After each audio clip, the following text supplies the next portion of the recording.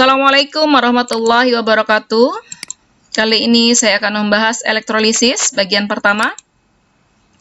Ya, elektrolisis adalah bagian dari sel elektrokimia ya, yang mengubah energi listrik menjadi energi kimia. Dalam hal ini energi kimianya adalah reaksi redoks ya. Reaksi redoks yang terjadi adalah reaksi redoks tidak spontan ya. Pada sel volta ya, beda dengan sel volta dengan elektrolisis, sel volta itu mengubah energi kimia menjadi energi listrik. Ya. Kemudian reaksi redoksnya pada sel volta terjadi secara spontan, ya. Itu beda antara sel volta dengan sel elektrolisis. Ya. Di katoda itu terjadi reduksi, itu sama juga dengan sel volta terjadi reduksi. Di katoda terjadi reduksi, tetapi bedanya ya, pada katoda itu untuk di elektrolisis bermuatan negatif. Sedangkan pada sel volta dia bermuatan positif.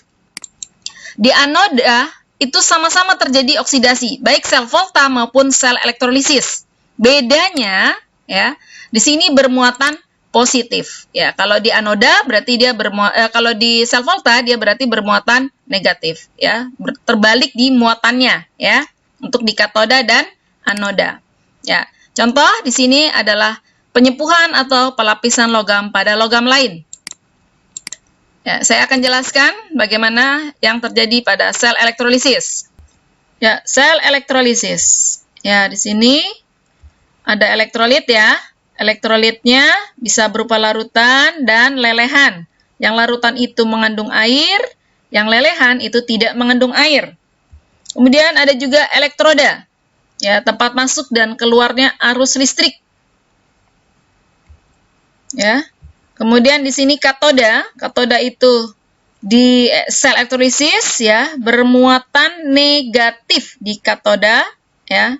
Itu akan menarik kation. Ya, berarti kation itu ion positif ya.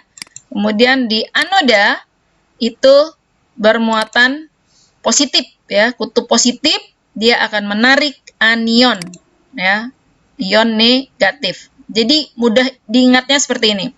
Elektrolit itu akan terurai menjadi ion positif dan ion negatif.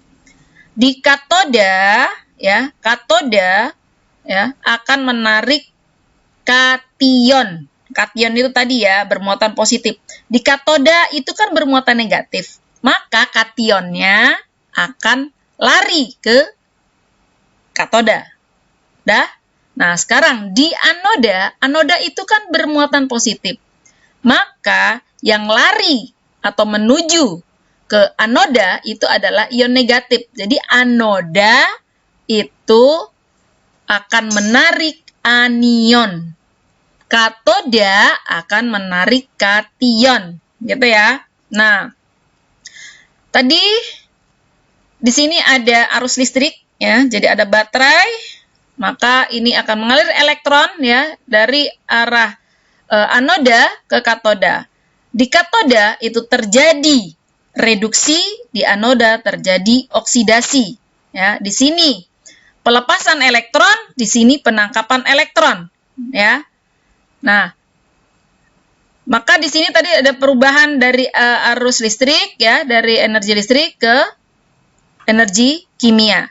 Ya, nah kita lihat di sini untuk elektroda di sini ada dua ya jenisnya. Ada dikelompokkan menjadi dua, yaitu yang inert ya dan tidak inert. Yang inert hanya ada tiga ya, yaitu PT itu platina, C itu karbon, dan AU itu aurum, emas ya. Dan yang tidak inert berarti selain yang tiga itu ya. Jadi diingat untuk di sel elektrolisis katoda itu negatif, anoda positif. Ya, gampang aja diingat. Jadi pokoknya di katoda itu kation yang lari ke sana, di anoda itu anion yang lari ke anoda, gitu ya. Oke. Oke, ini penjelasan untuk inert dan tidak inert ya. Berarti ini dikatakan tidak inert berarti dia aktif. Maka selain PT, C dan AU dia yang akan bereaksi. Oke, ini aturan sel elektrolisis secara umum. Kation yang sukar tereduksi pada katoda di sel elektrolisis yaitu logam alkali, golongan 1A dan logam alkali tanah 2A ditambah Al dan Mn, ya. Itu sulit tereduksi. Ya.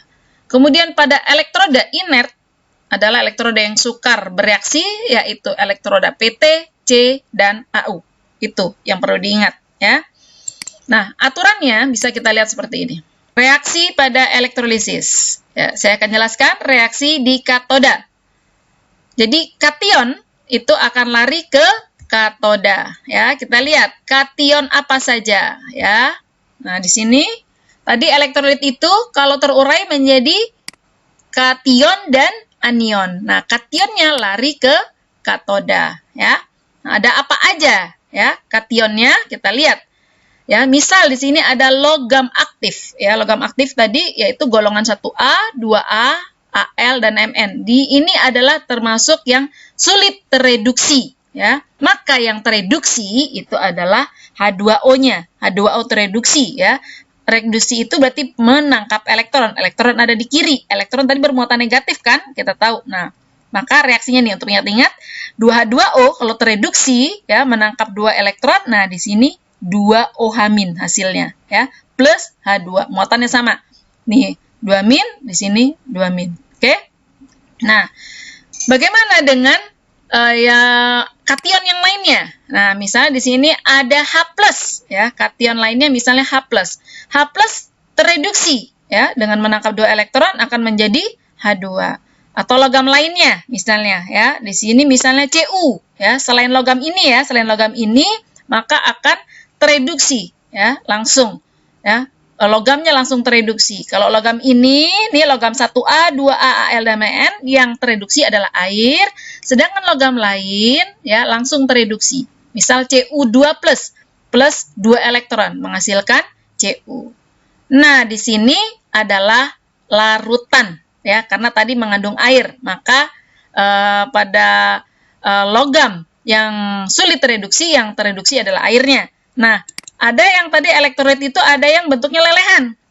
Nah, lelehan, ya, misal di sini NaCl, padat kan dia, ya, dilelehkan berarti dipanaskan, kemudian mencair. Mencair itu pasti juga menghasilkan Na+ dan Cl-, artinya menjadi kation dan anion. Nah, ini langsung, ya, langsung tereduksi kationnya, ya. Berarti misalnya tadi Na-nya, ya, Na+ plus 1 elektron menghasilkan Na. Jadi ingat yang lelehan itu bukan airnya yang tereduksi karena tidak ada air. Oke? Nah, sekarang kita bahas yang di anoda.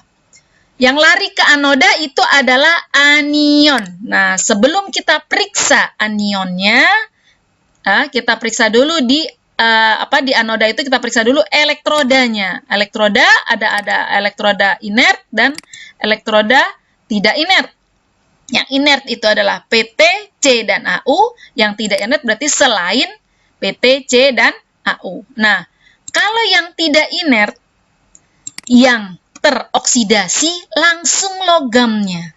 Ya, misal pakai elektroda Cu misalnya, ya, pakai elektroda Zn misalnya, gitu. Elektrodanya Zn misalnya, ya, Zn langsung teroksidasi. Zn menjadi Zn2+ plus 2 elektron, gitu. Nah, kalau yang inert gimana? Kita lihat, ya, yang inert, anionnya kita lihat. Anionnya, kalau dia berupa sisa asam oksi itu artinya sisa asam yang mengandung oksigen. Ini kan contohnya SO4 2-, NO3-, PO4 3-, gitu, ya. Nah, yang teroksidasi adalah airnya. Kalau sisa asam oksi yang mengandung oksigen berarti yang teroksidasi adalah airnya. Teroksidasi berarti itu melepaskan elektron. Elektron ada di di kanan, ya, di kanan elektronnya, ya. Kita lihat di sini kalau air teroksidasi, ya, akan menghasilkan 4H+, ya, plus O2, lihat elektron negatif. Ini positif 4+, ya, di sini 4-, 0, ya, di sini juga 0, ya. Oke. Itu kalau air teroksidasi, ya. Kemudian Kalau sisa asam lain bagaimana anionnya? Misal di sini Cl-, Br-, I-, atau OH-. Dia yang langsung teroksidasi. 2 Cl- teroksidasi, ya, berarti dia melepaskan 2 elektron, ya, menjadi Cl2, ya. 2 Cl-, ya, elektron berarti ada di kanan, ya, elektron di kanan, ya. 4 OH-, di sini menjadi 2H2O plus O2 plus 4 elektron. Ya, inilah aturan yang ada di elektrolisis, ya. Kita bisa melihat bagian ini untuk menyelesaikan soal-soal pada elektrolisis. Ya, contoh soal. Pada elektrolisis larutan CuSO4 dengan elektroda tembaga. Ya. Ya, contoh kita lihat. CuSO4 terurai menjadi Cu2+, ya, dan SO4 2-. Elektrodanya Cu, berarti ini tidak inert, ya. Ini berarti larutan, ya, larutan bukan lelehan, ya. Larutan CuSO4.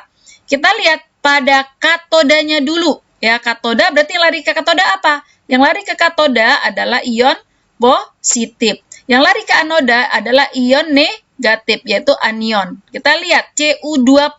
Cu2+ apakah dia logam yang mudah tereduksi atau sulit tereduksi? Ya, artinya dia bukan golongan 1A, bukan 2A, bukan Al, bukan Mn. Ya, berarti dianya yang langsung tereduksi, ya, di katoda. Ya, Cu tidak termasuk logam aktif. Ya, berarti dia bukan termasuk 1A, 2A, Al, atau Mn. Jadi dia langsung tereduksi, ya. Kalau kita lihat di anoda, ya kan? Di sini kan elektrodanya Cu, ya, berarti bukan inert. Kalau bukan inert, langsung saja dianya yang akan teroksidasi, ya. Elektroda Cu, ya, ini bukan inert, maka langsung berarti dia yang teroksidasi. Reaksinya bagaimana? Kita lihat, ya, di katoda terjadi reduksi, ya, menangkap 2 elektron kan di sebelah kiri. Di anoda berarti Cu juga, ya, kebetulan di sini, ya, tembaga sama di sini mengandung CuS4 kan larutannya Cu2+, di sini elektrodanya Cu, ya. Cu menghasilkan Cu2+ plus 2 elektron. Nah, hasilnya reaksi selnya demikian, ya. Kita coret 2 elektron, maka ini 2+ dengan 2+, ya kan? Yang terjadi adalah Cu dengan Cu. Ya. Yang kedua, ya, Ki menghasilkan Ki+ dan imin dengan elektroda karbon. Berarti ini termasuk inert. Kita lihat K+, ini lari ke katoda, imin lari ke anoda, ya. K+ lari ke katoda, kita lihat di katoda dia termasuk yang aktif bukan? K itu adalah golongan 1A, 2A. Nah, kalau ini larutan berarti ini akitan, ini larutan, ya, di soal tadi larutan. Larutan Ki dengan elektroda C. Nah, kalau larutan dia yang tereduksi apa? Airnya, ya kan? Airnya tereduksi. Nah, sekarang di elektrodanya, di sini elektrodanya C, inert. Nah, kalau inert dilihat, ternyata di sini imin. Nah, imin langsung teroksidasi menjadi I2, gitu ya. Jadi K termasuk logam aktif, ya. Sehingga air yang akan tereduksi di katoda. Elektroda termasuk yang inert, ya. C-nya, ya. C-nya termasuk elektroda inert, ya. Nah, berarti anion yang akan teroksidasi. Iminnya langsung teroksidasi, anion untuk imin, ya. Oke. Nah, ini berarti airnya yang tereduksi pada katoda, ya. 2H2O plus 2 elektron menghasilkan H2 plus 2 OH-. Anodanya 2 imin menjadi I2 plus 2 elektron. Nah, reaksi selnya, di sini 2 elektron dengan elektron dicoret, ya. Tinggal dijumlahkan yang kiri dengan kiri, di kanan dengan di kanan. Ya. Pada CaCl2, di sini lelehan menjadi Ca2+ plus 2 Cl-. Elektrodanya Pt, berarti dia inert, dan ini termasuk lelehan. Kation lari ke katoda, anion lari ke anoda. Di kation karena lelehan, ya, langsung dia yang tereduksi, ya. Kemudian kita lihat pada anodanya. Karena ini elektroda PT, di sini Cl-, maka Cl-nya langsung teroksidasi menjadi Cl2 ya. Ini karena lerehan ya, senyawa ionik CaCl2 ya. Berarti langsung ya, di sini Ca2+ akan tereduksi di katoda ya. Dan anion Cl- akan teroksidasi di anoda. Tadi karena ini berupa lelehan ya. Karena berupa lelehan dia langsung terreduksi. Cl-nya langsung teroksidasi. Reaksinya seperti ini ya. Coret-coret 2 elektron menghasilkan Ca2+ plus 2 Cl- menghasilkan Ca plus Cl2. Ya, sampai di sini pertemuan kita kali ini. Nanti akan kita ketemu di video-video berikutnya. Semoga bermanfaat. Assalamualaikum warahmatullahi wabarakatuh.